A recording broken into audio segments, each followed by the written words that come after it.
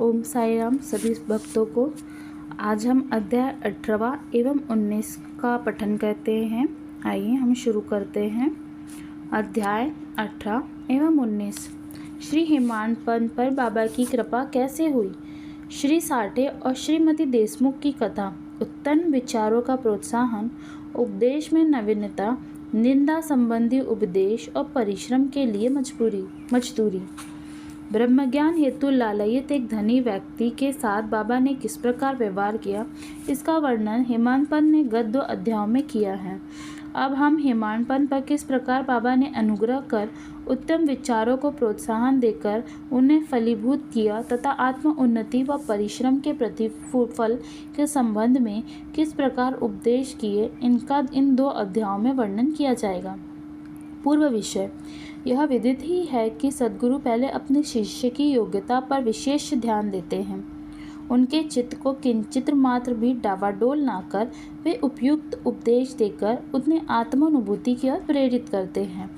इस संबंध में कुछ लोगों का विचार है कि जो शिक्षा या उपदेश सद्गुरु द्वारा प्राप्त हो उसे अन्य लोगों में प्रसारित ना करना चाहिए।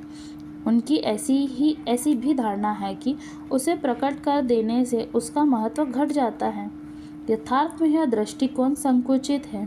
सद्गुरु तो वर्षा ऋतु के मेघ सदृश हैं, जो सर्वत्र एक समान बरसते हैं, अर्थात वे अपने अमृततुल्य उपदेश को विस्तृत क्षेत्र में प्रसारित करते हैं।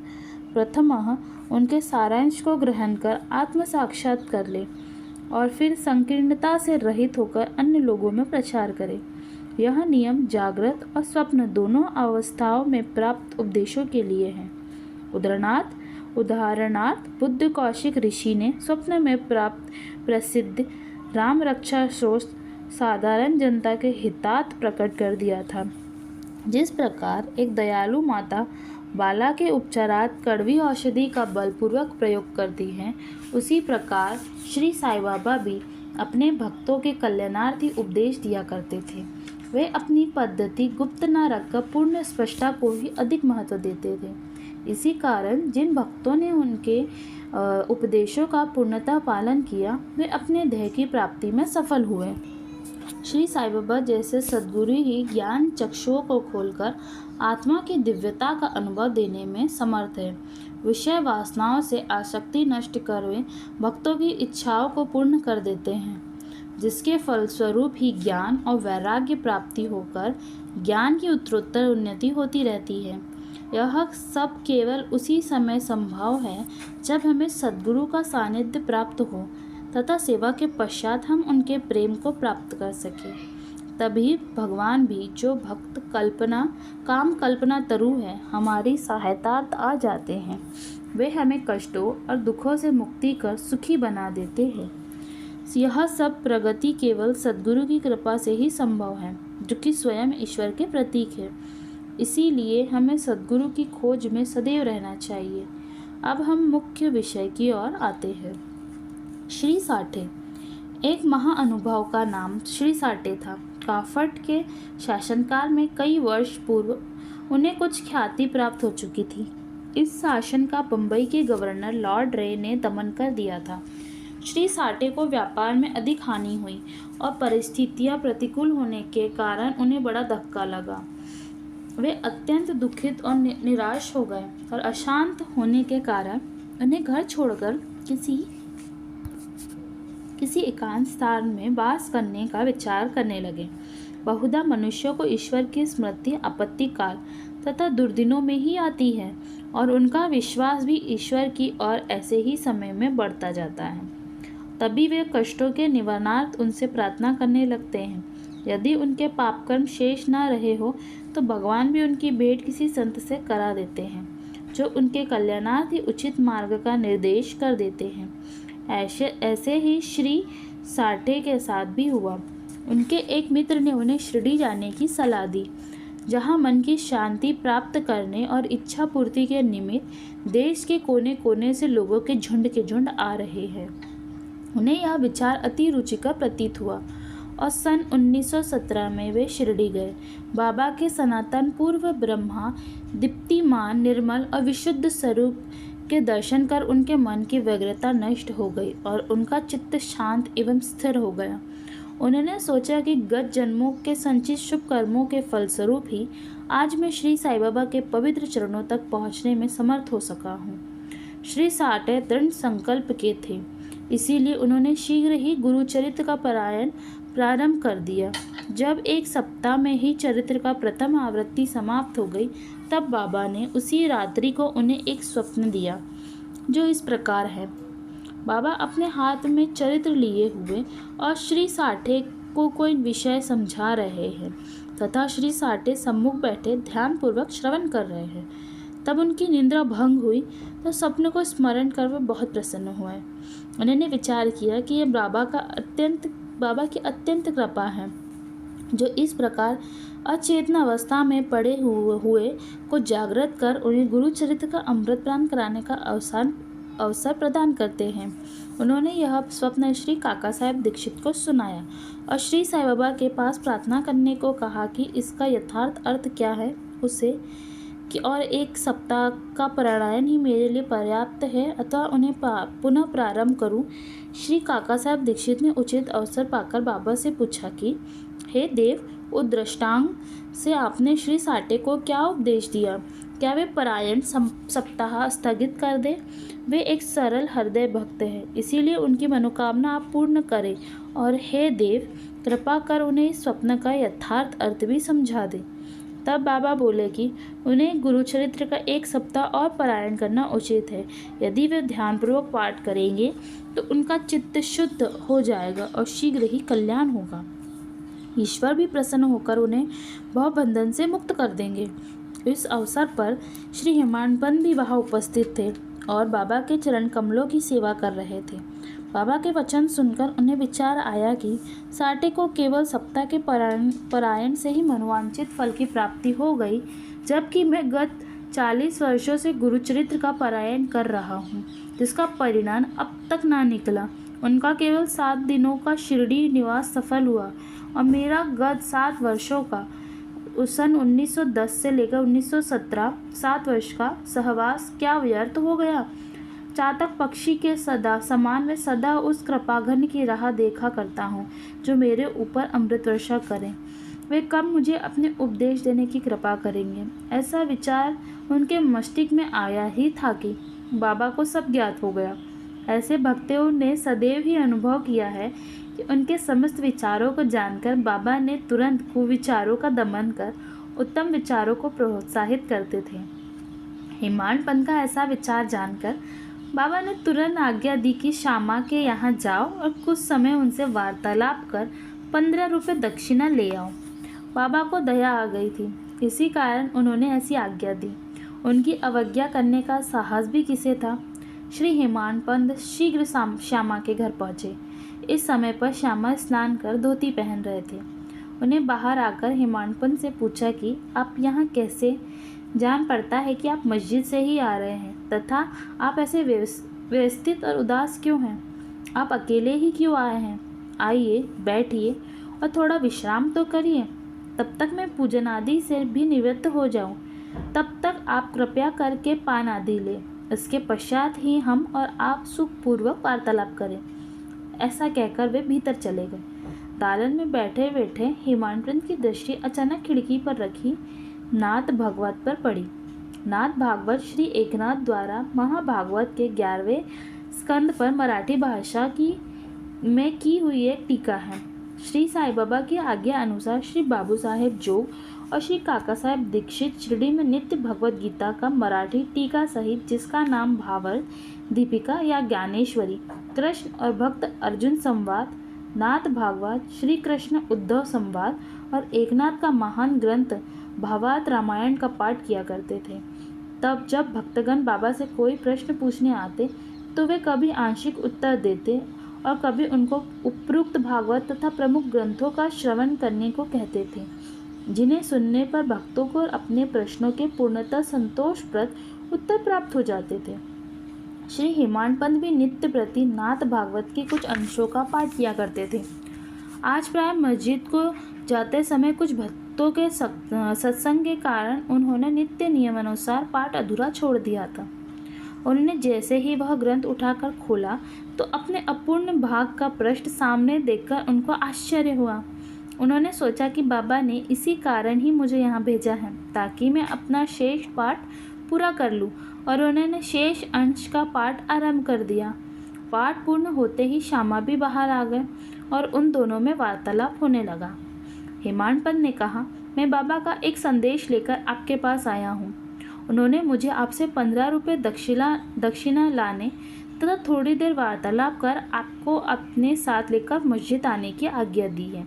श्यामा आश्चर्य से बोले, मेरे पास तो एक फूटी कौड़ी भी नहीं है, इसीलिए आप रुपयों के बदले दक्षिणा में मेरे 15 नमस्कार ही ले लो।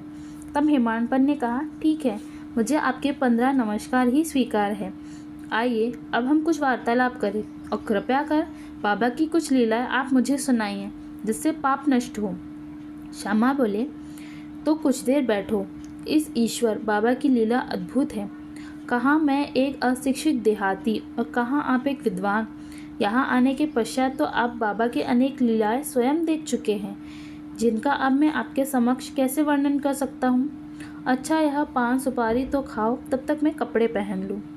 थोड़ी देर में श्यामा बाहर आए और दोनों में इस प्रकार वार्तालाप होने लगा।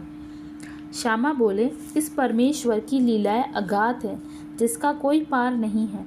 वे तो लीलाओं से अलिप्त रहकर सदैव विनोद ही किया करते हैं। इससे हम अज्ञानी जीव क्या समझ सके। बाबा स्वयं ही क्यों नहीं कहते, आप सरीखे विद्वान को मुझ जैसे मूर्ख के पास क्यों भेजा है। उनके कार्य प्रणाली की कल्पना के परे हैं। मैं तो इस विषय में केवल इतना ही कह सकता हूँ कि वे लौकिक नहीं हैं। इस भूमिका के साथ ही साथ श्यामा ने कहा कि अब मुझे एक की स्मृति हो आई है जिसे मैं व्यक्तित्व रूप से जानता हूँ। जैसे भक्त की निष्ठा और भाव होता है, बाबा भी उसी प्रकार उनकी सहायता करते हैं। कभी कभी तो बाबा भक्त की कठिन परीक्षा लेकर ही उसे उपदेश दिया करते हैं। उपदेश शब्द सुनकर साटे के गुरुचरित्र पारायण की घटना का तत्काल स्मरण करके हेमाडपंत को रोमांच हो आया। उन्होंने सोचा, कदाचित बाबा ने मेरे चित्त की चंचलता नष्ट करने के लिए ही मुझे यहाँ भेजा है। फिर भी वे अपने विचार प्रकट न कर श्यामा की कथा को ध्यानपूर्वक सुनने लगे। उन सब कथाओं का सार केवल यही था कि अपने भक्तों के प्रति बाबा के मन में कितनी दया और स्नेह है। इन कथाओं को श्रवण कर हेमाडपंत को आंतरिक उल्लास का अनुभव होने लगा। तब श्यामा ने नीचे लिखी कथा कही। श्रीमती राधाबाई देशमुख। एक समय एक वृद्धा श्रीमती राधाबाई, जो खशाबा देशमुख की माँ थी, बाबा की कीर्ति सुनकर संगमनेर के लोगों के साथ शिरडी आई। बाबा के श्री दर्शन कर उन्हें अत्यंत प्रसन्नता हुई। श्री साई चरणों में उनकी अटल श्रद्धा थी, इसीलिए उन्होंने यह निश्चय किया कि जैसे भी हो बाबा को अपना गुरु बनाकर उनसे उपदेश ग्रहण किया जाए। आमरण अनशन का दृढ़ निश्चय कर अपने विश्राम गृह में आकर उन्होंने अन्न जल त्याग दिया और इसी प्रकार 3 दिन व्यतीत हो गए। माधवराव देशपांडे इस वृद्धा की अग्नि परीक्षा से बिल्कुल भयभीत हो गया और बाबा से प्रार्थना करने लगा कि देवा, आपने अब यह क्या आरंभ कर दिया है। ऐसे कितने लोगों को आप यहाँ आकर्षित किया करते हो। आप उस वृद्ध महिला से पूर्ण परिचित ही हो जो हठपूर्वक आप पर अवलंबित है। यदि आपने कृपा दृष्टि कर उसे उपदेश न दिया और यदि दुर्भाग्यवश उसे कुछ हो गया तो व्यर्थ लोग ही आपको दोषी ठहराएंगे और कहेंगे कि बाबा से उपदेश प्राप्त ना होने की वजह से ही उसकी मृत्यु हो गई। इसीलिए अब दया कर उसे आशीष और उपदेश दीजिए। वृद्धा का ऐसा दृढ़ निश्चय देखकर बाबा ने उसे अपने पास बुलाया और मधुर उपदेश देकर उसकी मनोवृत्ति परिवर्तित कर कहा कि हे माता, क्यों व्यर्थ ही तुम यातना सहकर मृत्यु का आलिंगन करना चाहती हो। तुम मेरी माँ हो और मैं तुम्हारा बेटा। तुम मुझ पर दया करो और जो कुछ मैं कहूँ उसे ध्यानपूर्वक सुनो। मैं अपनी स्वयं की कथा तुमसे कहता हूँ और यदि तुम उसे ध्यानपूर्वक श्रवण करोगी तो तुम्हें अवश्य परम शांति प्राप्त होगी। मेरे एक गुरु, जो बड़े सिद्ध पुरुष थे, मुझ पर बड़े दयालु थे। दीर्घकाल तक मैं उनसे कभी अलग होना नहीं चाहता था। मेरी प्रबल उत्कंठा थी कि उनकी सेवा कर जिस प्रकार भी संभव हो मंत्र प्राप्त करूं, परंतु उनकी नीति न्यारी ही थी। उन्होंने पहले मेरा मुंडन कर मुझसे 2 पैसे दक्षिणा में मांगे, जो मैंने तुरंत ही दे दिए। यदि तुम प्रश्न करो कि मेरे गुरु जब पूर्व निष्काम थे तो उन्हें पैसे मांगना क्या शोभनीय था, और फिर उन्होंने विरक्ति भी कैसे कहा जा सकता है, इसका उत्तर केवल यह है कि वे कंचन को ठुकराया करते थे, क्योंकि उन्हें उसकी स्वप्न में भी आवश्यकता न थी। उन 2 पैसों का अर्थ था, पहला दृढ़ निश्चय और दूसरा धैर्य। जब मैंने ये दोनों वस्तुएं उन्हें अर्पित कर दी तो वे अत्यंत प्रसन्न हुए। मेरे 12 वर्ष उनके श्री चरणों की सेवा में ही व्यतीत किए। उन्होंने ही मेरा भरण पोषण किया, अतः मुझे भोजन और वस्त्रों का कोई अभाव न था। वे प्रेम की मूर्ति थे, अथवा या कहो कि वे प्रेम के साक्षात अवतार थे। मैं उनका वर्णन ही कैसे कर सकता हूँ, क्योंकि उनका तो मुझ पर अधिक स्नेह था और उनके समान कोई बिरला ही गुरु मिलेगा। जब मैं उनकी ओर निहारता तो मुझे ऐसा प्रतीत होता था कि वे गंभीर मुद्रा में ध्यान मग्न हैं, और तब हम दोनों आनंदित हो जाते थे। आठों प्रहर मैं एकटक उनके श्रीमुख की ओर निहारा करता था। मैं भूख और प्यास की सुध-बुध खो बैठा। उनके दर्शनों के बिना मैं अशांत हो उठता था। गुरु सेवा की चिंता के अतिरिक्त मेरे लिए और कोई चिंतनीय विषय या पदार्थ नहीं था। मुझे तो सदैव उन्हीं का ध्यान रहता था, अतः मेरा मन उनके चरण कमलों में लीन हो गया। यह हुई 1 पैसे की दक्षिणा। धैर्य है दूसरा पैसा। मैं धैर्यपूर्वक बहुत काल तक प्रतीक्षा कर गुरु सेवा करता रहा। यही धैर्य तुम्हें भी भवसागर से पार उतार देगा। धैर्य ही मनुष्य में मनुष्यत्व है। धैर्य धारण करने से समस्त पाप और मोह नष्ट होकर उनके हर प्रकार के संकट दूर होते हैं तथा भय जाता रहता है। इसी प्रकार तुम्हें भी अपने ध्येय की प्राप्ति हो जाएगी। धैर्य तो गुणों की खदान व उत्तम विचारों की जननी है। निष्ठा और धैर्य 2 जुड़वा बहनों के समान ही हैं, जिनमें परस्पर प्रगाढ़ प्रेम है। मेरे गुरु मुझसे किसी वस्तु की आकांक्षा न रखते थे। उन्होंने कभी मेरी उपेक्षा न की, वरन सदैव रक्षा करते थे। यद्यपि मैं सदैव उनके चरणों के समीप ही रहता था, फिर भी कभी किन्हीं अन्य स्थानों पर यदि चला जाता तो भी मेरे प्रेम में कभी कमी ना हुई। वे सदा मुझ पर कृपा दृष्टि रखते थे, जिस प्रकार कछुई प्रेम दृष्टि से अपने बच्चों का पालन करती है, चाहे वो उसके समीप हो अथवा नदी के उस पार। सो हे माँ, मेरे गुरु ने तो मुझे कोई मंत्र सिखलाया ही नहीं, तब मैं तुम्हारे कान में कैसे कोई मंत्र फूकूं?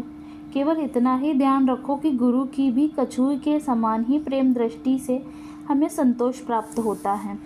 इस कारण व्यर्थ में किसी से उपदेश प्राप्त करने का प्रयत्न ना करो। मुझे ही अपने विचारों तथा कर्मों का मुख्य ध्येय बना लो, और तब तुम्हें निसंदेह ही परमार्थ की प्राप्ति हो जाएगी। मेरा और अन्य भाव से देखो तो मैं भी तुम्हारी ओर वैसे ही देखूंगा। इस मस्जिद में बैठकर मैं सत्य ही बोलूँगा, और किन्हीं साधनाओं या शास्त्रों के अध्ययन की आवश्यकता नहीं, वरन केवल गुरु में विश्वास ही पर्याप्त है। पूर्व विश्वास रखो कि गुरु ही करता है, और वह धन्य है जो गुरु की महानता से परिचित हो।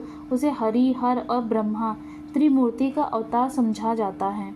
इस प्रकार समझाने से वृत्त महिला को सांत्वना मिली, और उसने बाबा को नमन कर अपना उपवास त्याग दिया।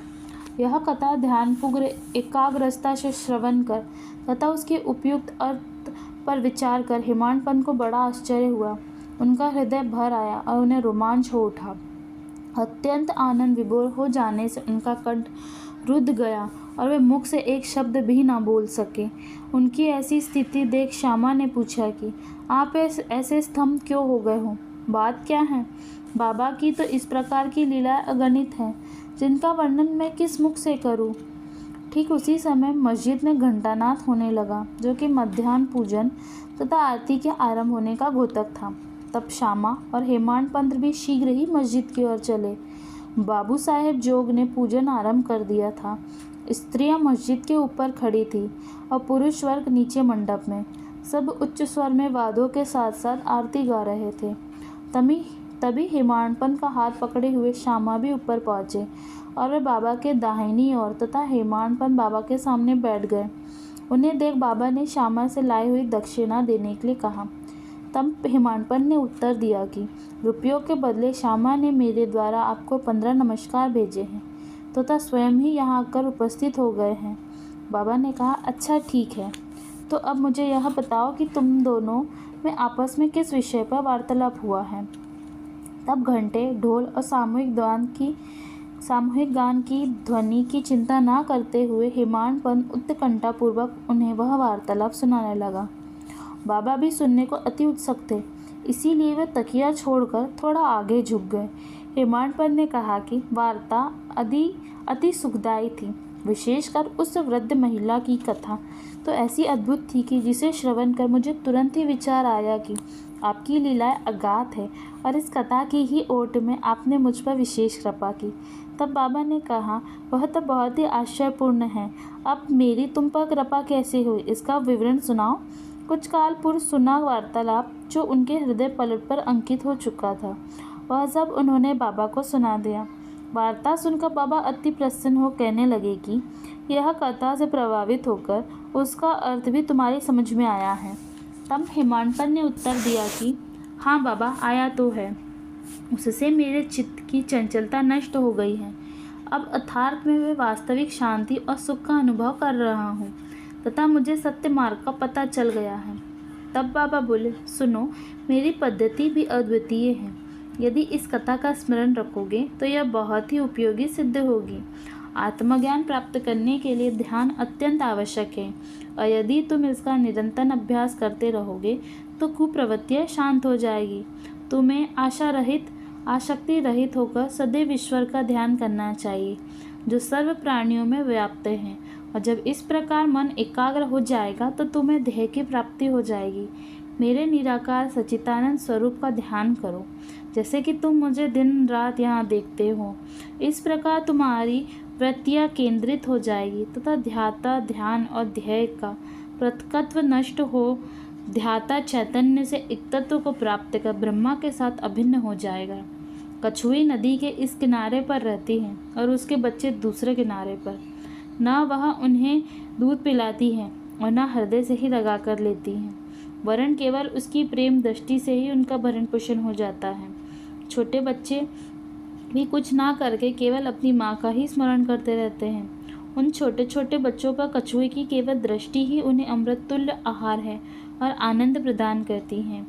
ऐसा ही गुरु और शिष्य का भी संबंध है। बाबा ने अंतिम शब्द कहे ही थे कि आरती समाप्त हो गई और सबने उच्च स्वर से श्री सच्चिदानंद सद्गुरु साईनाथ महाराज की जय बोला। प्रिय पाठकों, कल्पना करो कि हम सब भी इस समय भी उसी भीड़ और जय जयकार में सम्मिलित हैं। आरती समाप्त होने पर प्रसाद वितरण हुआ। बाबू साहेब जोग हमेशा की तरह आगे बढ़े और बाबा को नमस्कार कर मुट्ठी भर मिश्री का प्रसाद बाबा को दिया। यह मिश्री हिमांपन कर देकर वे बोले कि यदि तुम इस कथा को अच्छी तरह से सदैव स्मरण रखोगे तो तुम्हारी भी स्थिति इस मिश्री के समान मधुर होकर समस्त इच्छाएं पूर्ण हो जाएगी और तुम सुखी हो जाओगे। हिमांपन ने बाबा को साष्टांग प्रणाम किया और स्तुति की कि प्रभु इसी प्रकार दया कर सदैव मेरी रक्षा करते रहो। तब बाबा ने आशीर्वाद देकर कहा कि इन कथाओं को श्रवण कर नित्य मनन तथा निधि आसन कर तत्व ग्रहण करो, तब तुम्हें ईश्वर का सदा स्मरण तथा ध्यान बना रहेगा और वह स्वयं तुम्हारे समक्ष अपने स्वरूप को प्रकट कर देगा। प्यारे पाठकों, हिमांपन को उसी समय मिश्री का प्रसाद भली भांति मिला जो आज हमें इस कथा अमृत के पान करने का अवसर प्राप्त हुआ। आओ हम भी उस कथा का मनन करें तथा उसका सार ग्रहण कर बाबा की कृपा से स्वास्थ्य और सुखी हो जाए। 19वें अध्याय के अंत में हिमांपन ने कुछ और भी विषयों का वर्णन किया है जो यहाँ दिए जाते हैं। अपने बर्ताव के संबंध में बाबा का उपदेश। नीचे दिए गए अमूल्य वचन सर्वसाधारण भक्तों के लिए हैं और यदि उन्हें ध्यान में रखकर आचरण में लाया गया तो सदैव ही कल्याण होगा। जब तक किसी ने कोई पूर्ण नाता या संबंध ना हो तब तक कोई किसी के समीप नहीं जाता।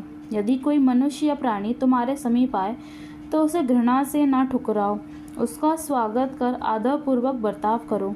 यदि त्रसित को जल, क्षुधा पीड़ित को भोजन, नंगे को वस्त्र और अनुक्ता को अपना तालान विश्राम करने को दोगे तो भगवान श्री हरि तुमसे निसंदेह प्रसन्न होंगे। यदि कोई तुमसे द्रव्य याचना करे और तुम्हारी इच्छा देने की ना हो तो परंतु उसके साथ अभद्र व्यवहार ना करो। तुम्हारी कोई कितनी ही निंदा क्यों ना करे, फिर भी कटु उत्तर देकर तुम उस पर क्रोध ना करो। यदि इस प्रकार ऐसे प्रसंगों से सदैव बचते रहो तो यह निश्चित ही है कि तुम सुखी रहोगे। संसार चाहे उलट पुलट हो जाए, परंतु तुम्हें स्थिर रहना चाहिए।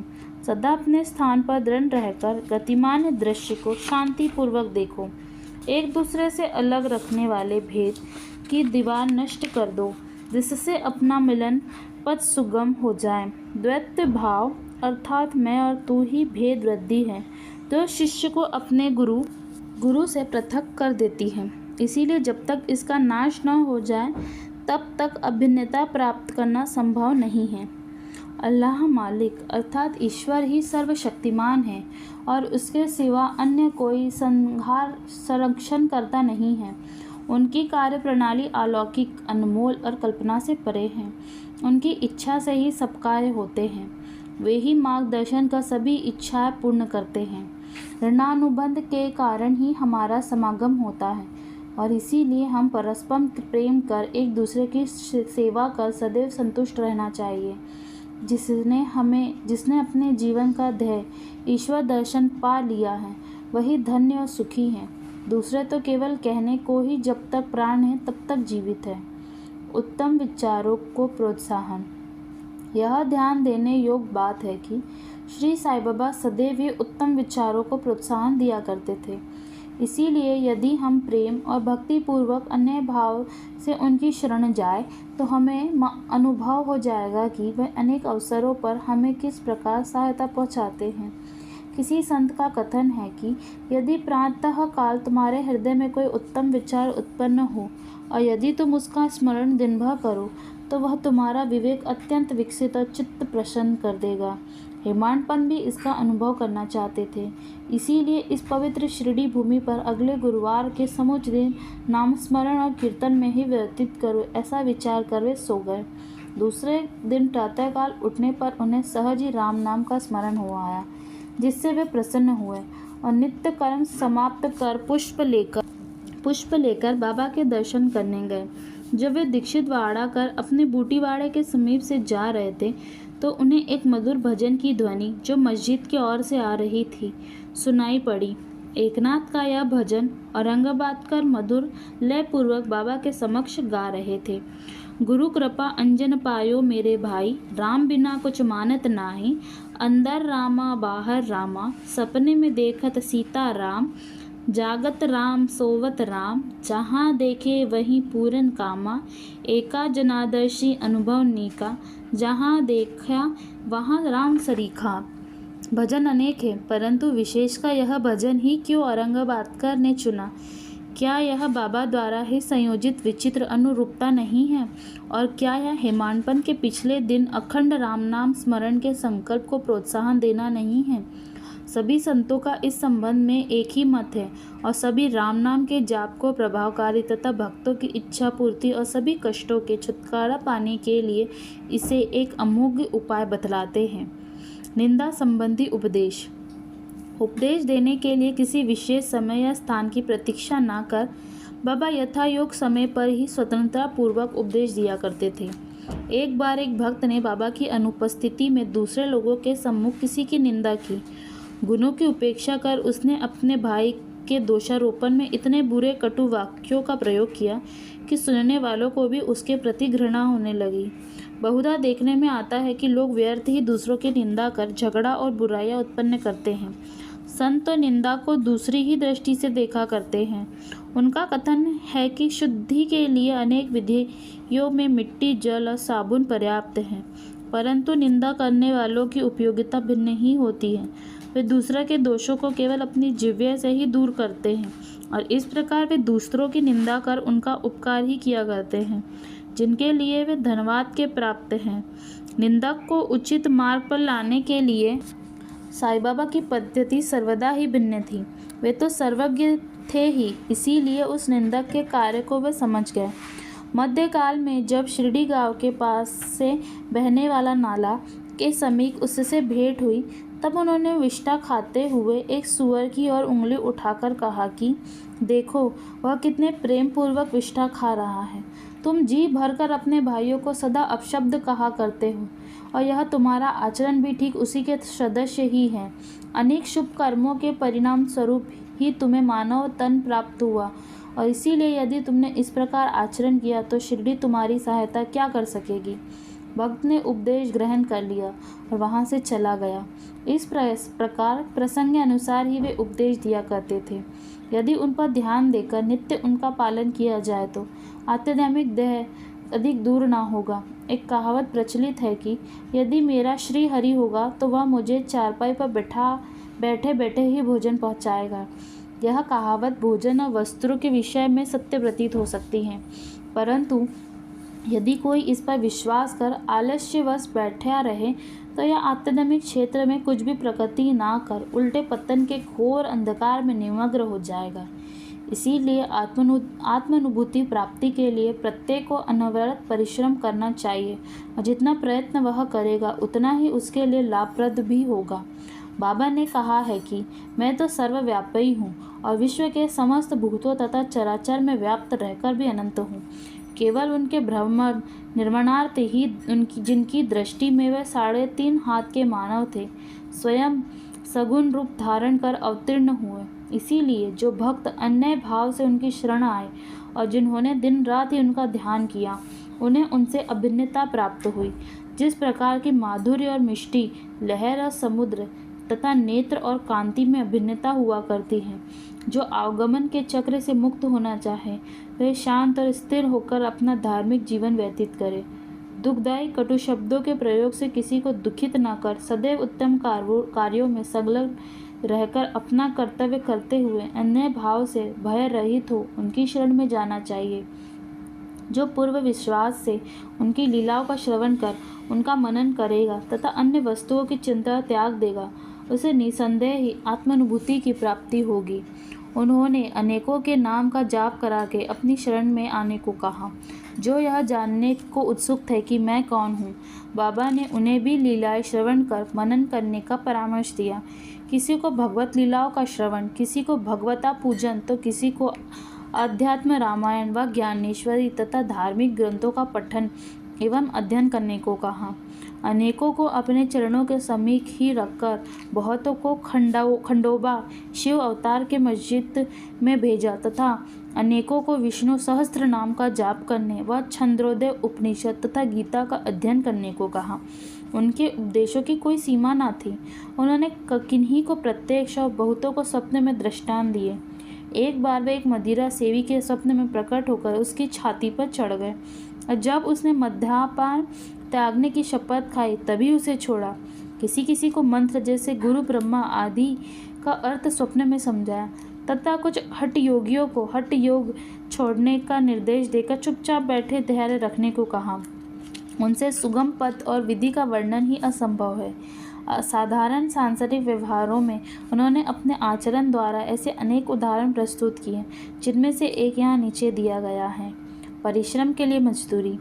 एक दिन बाबा ने राधा कृष्ण माई के घर के समीप आकर एक सीढ़ी लाने को कहा। तब एक भक्त सीढ़ी ले आया और उनके बतलाए अनुसार वामन गोदकर के घर पर उसे लगाया। वे उनके घर पर चढ़ गए और राधा कृष्ण माई के छप्पर पर से होकर दूसरे छोर से नीचे उतर आए। इसका अर्थ किसी की समझ में न आया। राधा कृष्ण माई इस समय ज्वर से काँप रही थी, इसीलिए हो सकता है कि उनका ज्वर दूर करने के लिए उन्होंने ऐसा किया हो। नीचे उतरने के पश्चात शीघ्र ही उन्होंने सीढ़ी लाने वाले को 2 रुपये पारिश्रमिक रूप स्वरूप दिए। तब एक ने साहस कर उनसे पूछा कि इतने अधिक पैसे देने का क्या अर्थ रखता है।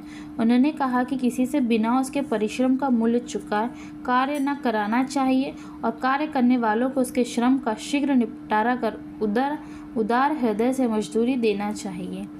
श्री साईनाथ सद्गुरु महाराज की जय। श्री सद्गुरु साईनाथ परमस्तु शुभम भवतु। यहाँ पे हमारा 18 और 19वां अध्याय खत्म होता है। ओम साई राम।